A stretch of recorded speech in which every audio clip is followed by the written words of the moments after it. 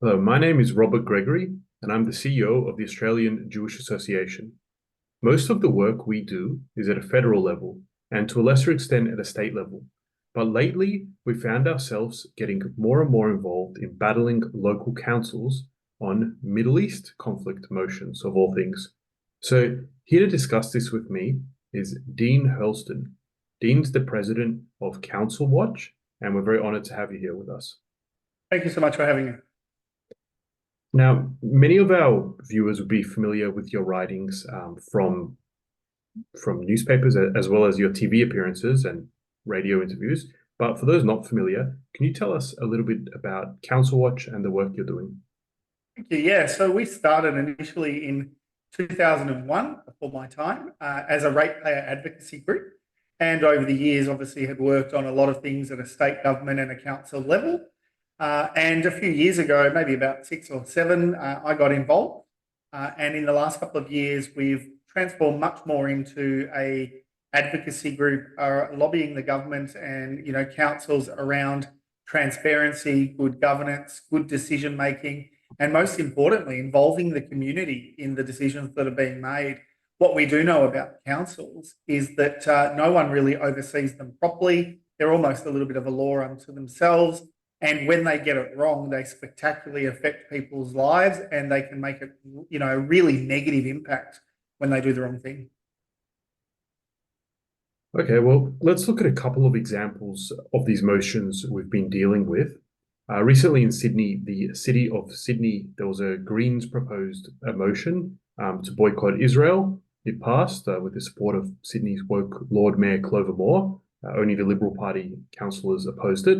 There's a similar motion which is going to be coming up in Sydney's Inner West Council, which is a bit of a similar demographic in some ways.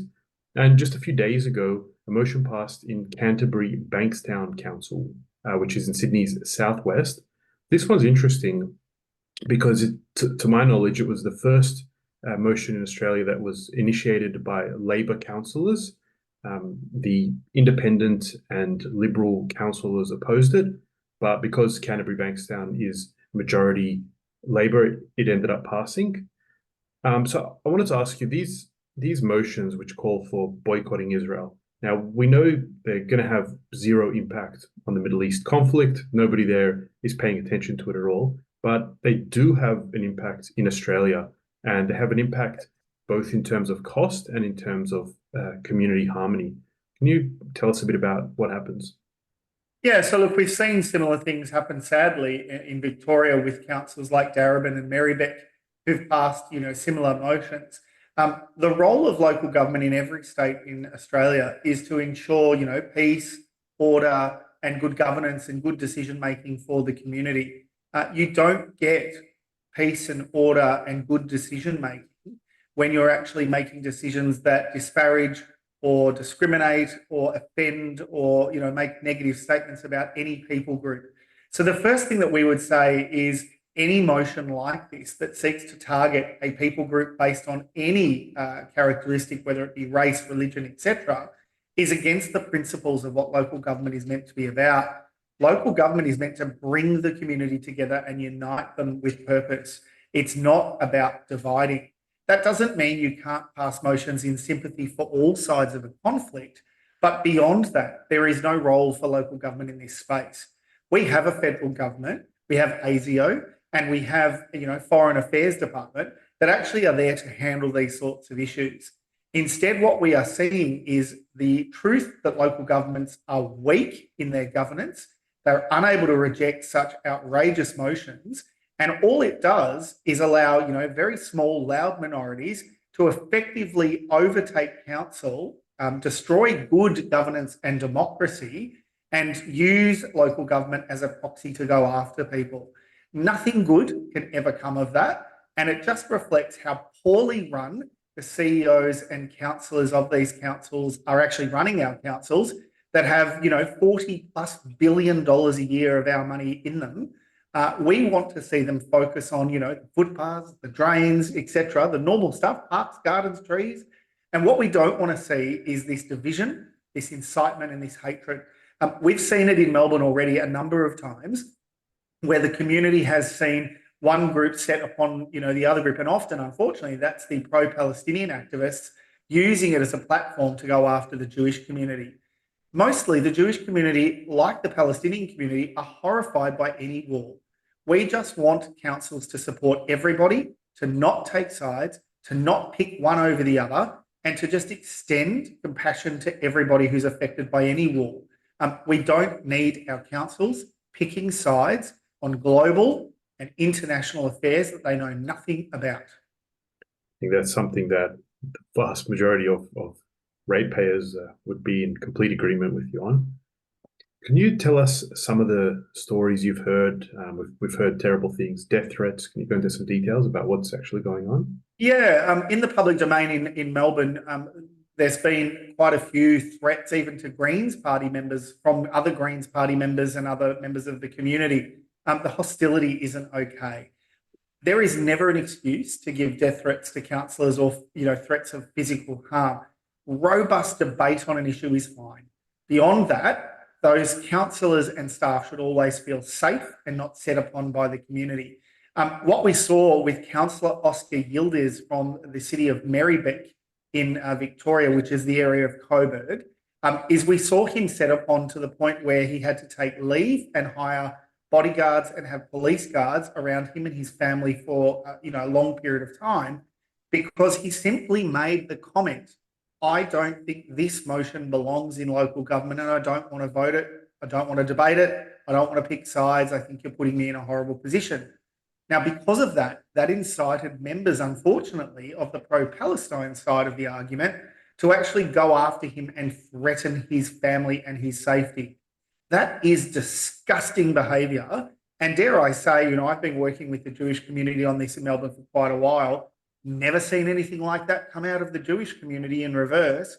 In fact, the Jewish community has been nothing but resilient, patient, and seeking to have peace at all turns in their own communities. What we're seeing in Melbourne, unfortunately, is a lot of Jewish people feeling very unsafe, scared to go out at night because they just don't know if they will be identified. We're seeing, some Jewish community members having to de-Jew their home. I mean, that's ridiculous. Taking down any sort of visual representation of their faith to somehow be hiding in their community that they're Jewish so that they're not set upon. That is absolute democracy gone mad. It's not allowing for people to have freedom of religion, freedom of faith, and freedom of movement. Now, if local government is doing that, which it clearly is, we have an absolute problem, and the federal and state government need to put an end to it. They need to stop it. And if the local councils won't stop it, legislation needs to be brought in to ban these kinds of stupid motions. That's a really good point. And yeah, I've also myself heard shocking stories. We know at the motion in Canterbury Bankstown that just happened, it was very rowdy. Police were called. There were also death threats there, and this just should not be happening at local council meetings. I wanted to ask you what the role of the state government is in this. From what I understand, they do have the power to sack councils.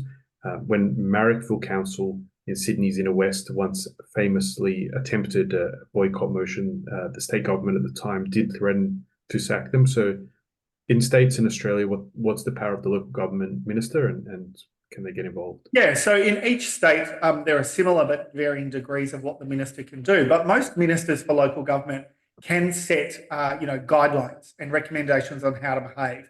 And what I think we actually need in Australia is we need every local government minister to direct each council to stay out of this issue and simply look to support all members of the community equally.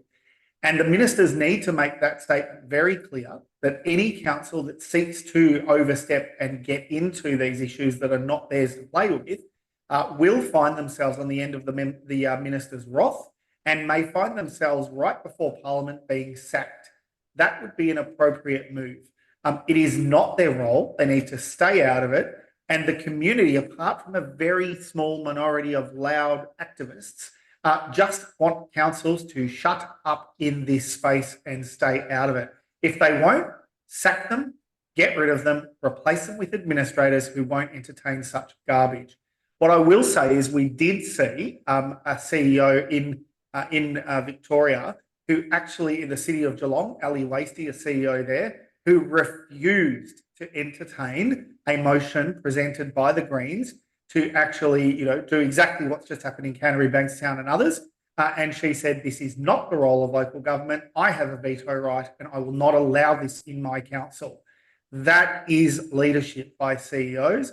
I wish all mayors and CEOs would actually take a leaf out of her book and simply refuse these garbage motions coming before their councils. Incredible. Yeah, that's real leadership, something we need to see more of around Australia. Absolutely. Now, I think we've probably gotten people very concerned, and people are very concerned. So it's important that you make your vote count. We've got local government elections coming up very soon in both New South Wales and in Victoria.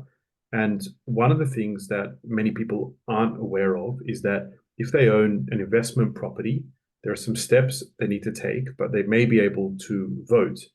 Time is running out rapidly. So can you explain what they need to do? Yeah, so obviously the residence that you're actually living at, whether you're renting or owning, you're entitled, if you're enrolled as a normal voter under the state laws, to vote in a council election. But also, if you have any commercial or investment properties, you will be entitled to enrol or check that you are enrolled with your local council to vote for those properties in addition to where you reside. I encourage the Jewish community, who, are some of the best managers of property and investments and money. I think they're just an example to the world on, ingenuity and fiscal responsibility. I encourage every Jewish person watching this to exercise your democratic right, ensure that you're enrolled for every property that you own, and make your vote count. We will be rolling out, both in New South Wales and Victoria, a questionnaire to every candidate and asking them if they will guarantee that they will not propose or support divisive motions like this. It is just designed to get them on record so that voters can be sure the person they're electing or voting for will stay away from this space. It's important that we don't get people in who say one thing, before they're elected and then change the rules when they are elected. So transparency is a key. I encourage every person to enrol, ensure you're enrolled in every capacity that you can be, and let your voice be heard. Do not be afraid. The majority of Australia is 150% with you that this stuff does not belong in our local councils. Yeah, I think that's an excellent initiative you're announcing. We'd be very happy to share that. And yeah, I'd urge everyone, if your candidate is not willing to sign it, then you need to have a real think about whether that's someone before. We won't tell your wonderful viewers how to vote. We simply want to give them the information they need to vote. 100%. Now, just before we go, how can people keep up to date with the work of Council Watch? Where can they follow you? Yeah, please. I beg you. We need numbers, strength in numbers. Jump onto the Council Watch website. That's just councilwatch.com.au.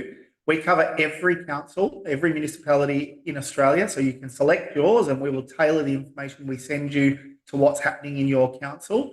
And you just follow along. If you're following the conversation, you can choose to participate or just watch, but it gives you the ability to actually see what's really happening. And one of the things we really pride ourselves on at Council Watch is we take the council information and we de-spin it, and we tell you what it really means and what's actually happening in your area. Because the one thing we know councils don't like is truth, accountability, and transparency. So we will deliver that. We love doing it.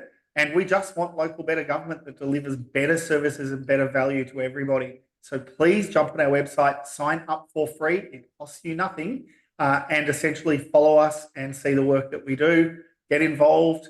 Together we can create much better value for money and better local government that stays out of divisive politics. Dean, thank you so much for joining me. You've shared some very important information. I'd urge all our viewers to take your advice, to sign up, to follow, and hope to speak with you soon. Thank you. Absolute pleasure. Thank you.